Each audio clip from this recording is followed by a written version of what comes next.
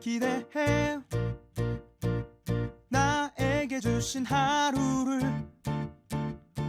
때론 피곤하고 일어나기 싫고 널 깨우는 알람 소리에 짜증도 나겠지만 안녕하세요. 오늘도 푸른 말씀 임세휘 목사입니다. 좋은 아침이에요. 주무시지 않고 나를 지키셨네. 오늘을 나에게 주셨네.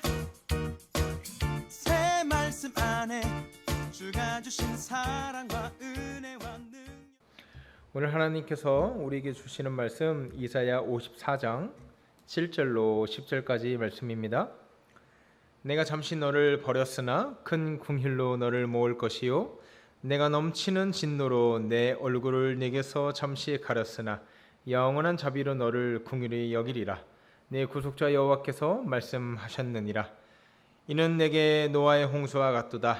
내가 다시는 노아의 홍수로 땅 위에 범람하지 못하게 하리라 맹세한 것 같이 내가 내게 노하지 아니하며 너를 책망하지 아니하기로 맹세하였노니 산들이 떠나며 언덕들은 옮겨질지라도 나의 자비는 내게서 떠나지 아니하며 나의 화평 언약은 흔들리지 아니하리라. 너를 긍휼히 여기시는 여호와께서 말씀하셨느니라. 아멘. 저희 첫째 딸이 어린이집이 끝나면 그 어린이집에서 활동했던 색칠 공부나 아니면 종이접기나 만들기나 그런 것들을 저한테 가져와서 선물이라고 줍니다. 솔직히 그 애물단지예요.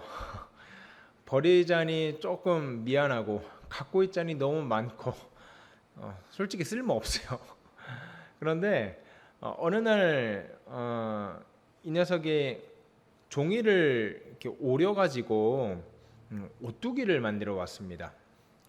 종이를 오려서 이렇게 동그랗게 이렇게 붙이고 그걸 몸통이고 그 위에 또 동그란 이제 종이를 오려가지고 이제 오뚜기를 만들어 왔는데 그 녀석이 저한테 설명을 하기를 아빠 이거 되게 신기하다. 이거 누워놔도 다시 일어나. 그리고 거꾸로 놔도 얘가 똑바로 서 있어. 이러는 거예요. 그래서 제가 이제 왜 그런가 이제 봤더니 그 오뚜기의 원리가 그렇잖아요. 그 중심축 아래에다가 이제 무거운 이제 구슬을 이제 붙여놓거나 그러면은 이제 다시 그 구슬 때문에 넘어지지 않고 다시 일어나는 거죠. 마찬가지였어요. 제 딸이 만든 것도 그 오뚜기 몸통 안쪽에 좀 제법 묵직한 구슬을 테이프로 이렇게 꽁꽁 붙여놨더라고요. 그래서 제가 지음아 이게 구슬 때문이야. 구슬이 이게 큰 게 있기 때문에 넘어뜨려도 다시 일어나고 거꾸로 놔도 다시 일어나는 거야. 이 구슬이 있어서 얘는 계속 일어날 수 있어. 넘어지지 않아. 그러니까 이렇게 얘기를 해준 적이 있어요. 가만히 보니까 이 오뚜기가 참 은혜가 되는 거예요. 여러분, 성도가 세상에서 생활하면서 때로는 자빠지고 때로는 넘어지고 또 피곤하여 곰핍할지라도 우리가 아주 주저앉지 않을 수 있는 이유는 무엇입니까? 이 구슬과 같은 이 추와 같은 우리를 넘어지지 않게 붙드는 하나님의 약속 때문이다. 그런 고백을 제가 해보았어요. 오늘 본문에 보면 이렇게 고백합니다. 10절이요. 산들이 떠나며 언덕들은 옮겨질지라도 나의 자비는 내게서 떠나지 아니하며 나의 화평의 언약은 흔들리지 아니하리라. 너를 긍휼히 여기시는 여호와께서 말씀하셨느니라. 아멘. 이 말씀이 너무 큰 위로가 돼요. 힘들고 외롭고 너무나 괴롭고 그런 죽을 것 같은 상황에서도 하나님께서 우리에게 허락하신 화평의 언약, 그 언약이 있기 때문에 우리가 아주 자빠지지 않을 수 있다는 거죠. 여러분 기억하십시오. 세상 모든 것들이 나를 다 떠나간다 할지라도 10절 말씀처럼 산들이 떠나며 언덕들이 옮겨질지라도 하나님께서 나에게 약속하신 그 약속 붙들고 힘차게 살아가시는 우리 성도님들 되었으면 참 좋겠어요. 내 내면의 요소나 어떤 경제적인 어떤 문제들이나 질병의 문제들이나 고난의 문제들, 여러분 내 의지나 힘으로 해결하려고 하지 마십시오. 하나님이 나에게 주신 그 화평의 언약, 그 언약 붙들고 살아가는 사람은 마치 오뚜기에 든든한 추가 있어서 아주 넘어지지 않는 것처럼 다시 일어날 소망을 가질 수 있다는 거죠. 여러분, 그래서 이 7절에는 뭐라고 하냐면 이렇게 말하고 있습니다. 내가 잠시 너를 버렸으나 큰 긍휼로 너를 모을 것이다. 그런데 이 남유다 백성들이 솔직히 말해서 이 환란이라고 생각하고 아주 엎어졌다, 우리 끝났다라고 생각할 법했어요. 왜냐하면 이 당시 남유다가 멸망하기 일보 직전이어가지고 하나님께서 우리를 버리시는가, 우리가 불순종했다고 해가지고 우리를 아예 떠나시는가에 대한 두려움이 엄청났거든요. 그런 가운데서 이 7절 말씀을 주는 거예요. 내가 잠시 너를 버렸으나 큰 긍휼로 너를 모을 것이다. 무슨 말입니까? 너가 잘못한 것에 대한 징계는 하지만 네가 미워서가 아니야. 잠시 버렸으나 너를 모을 것이다.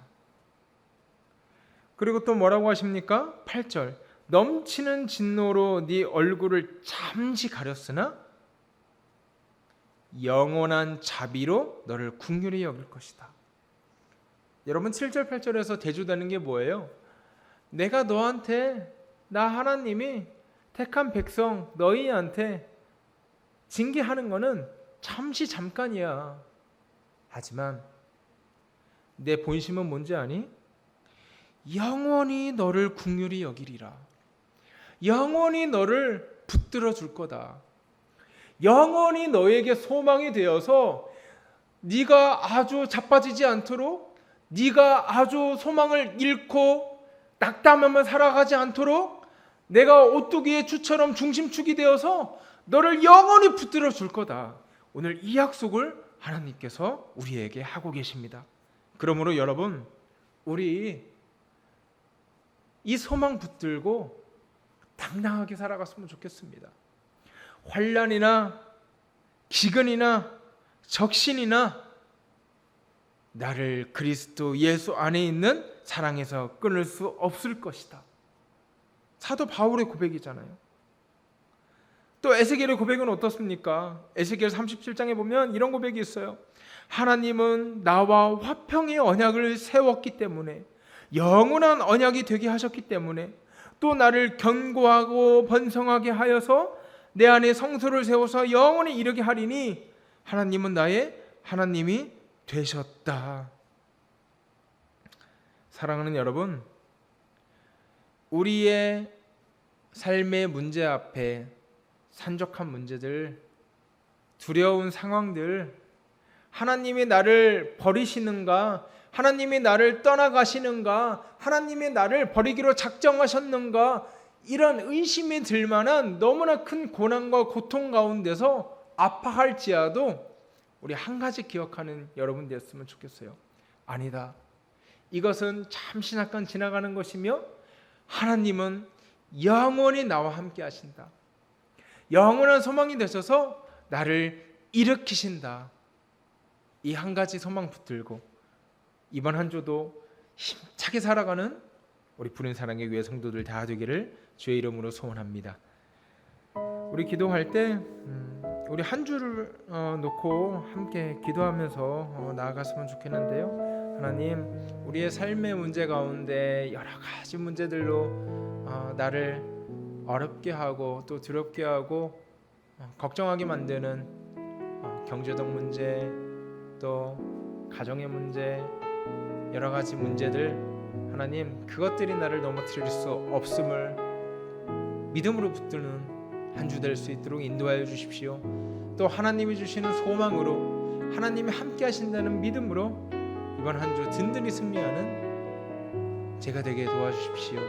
이렇게 기도하고요. 우리 코로나19를 위해서 함께 기도했으면 좋겠는데 이게 참 날이 무더워질수록 참 이게 확진자가 더 많이 나오는 안타까운 상황인데 하나님 의료진 가운데 힘을 내려주시고 하나님 은혜를 베풀어 주시고 우리 한마음 한뜻으로 이 위기를 잘 극복해 나갈 수 있도록 은혜 베풀어 주시옵소서. 그렇게 기도하고 오늘 하루 힘차게 시작하셨으면 좋겠습니다. 함께 기도합니다.